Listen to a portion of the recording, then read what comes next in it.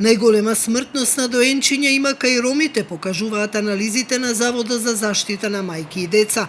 Фрапантни се последните достапни податоци, од кои се гледа дека во 2014 година смртноста кај новороденчињата кај оваа популација изнесувала 14,2 промили, а дури 17,4 промили на 1000 родени во 2013 година.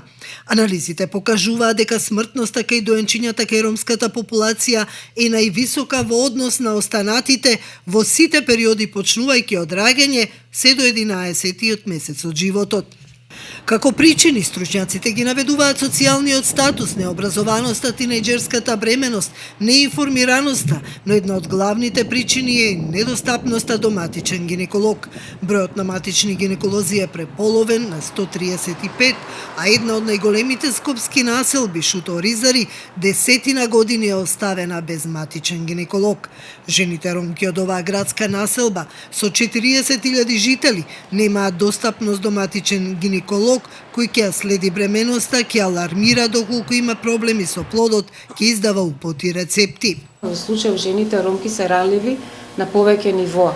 Значи, постои приколпување на нивната ранливост. Секако дека достапноста до гинеколог е многу важна. Според Државниот завод за статистика, во последното тромесечие од годината починале 90 доенчиња, иако нема прецизни анализи колку од нив се од ромската популација или од Шуто Оризари, фактот што над 8.000 жени во репродуктивен период се оставени без матичен гинеколог говори дека ризикот од компликации кај бебињата и жените е многу голем.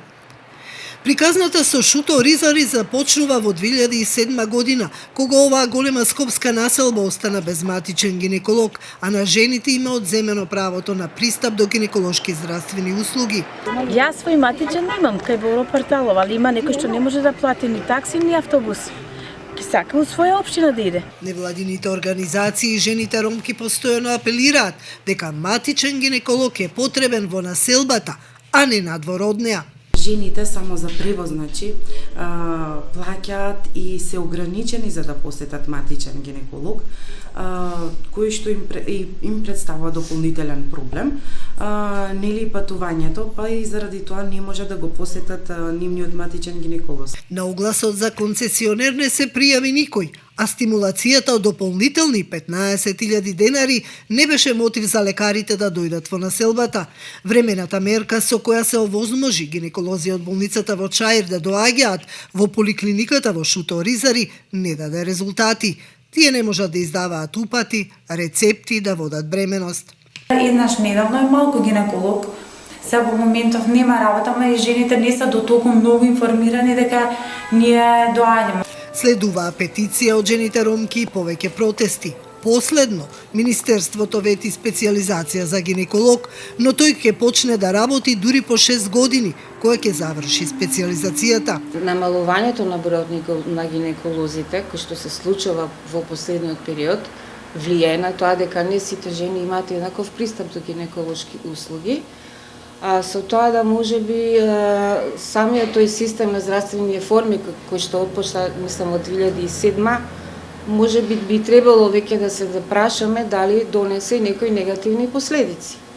Затоа што факт е дека матичните гинеколози сега имаат право да одбијат да бидат распоредени во дел од градот или од земјата каде што недостасува гинеколог. Во време кога е енормно зголемена смртноста на доенчињата, Министерството за здравство за 2017 година ги скратило парите за превентивните програми за мајки и деца и буџетот за нив. Скратени се и парите за ромските здравствени медиатори. Редуцирани се и нивните посети во домовите. Во програмата за наредната година нема предвидено специфични активности за ромското население, кои ги имаше во програмата во периодот од 2011 до 2014 година. Во Сдруженијето на матични гинеколози вела дека Министерството за здравство навреме е запознаено со проблемот со гинеколог во Шуто Оризари, но немањето на стратегија и план за специјализации доведе до оваа катастрофална ситуација.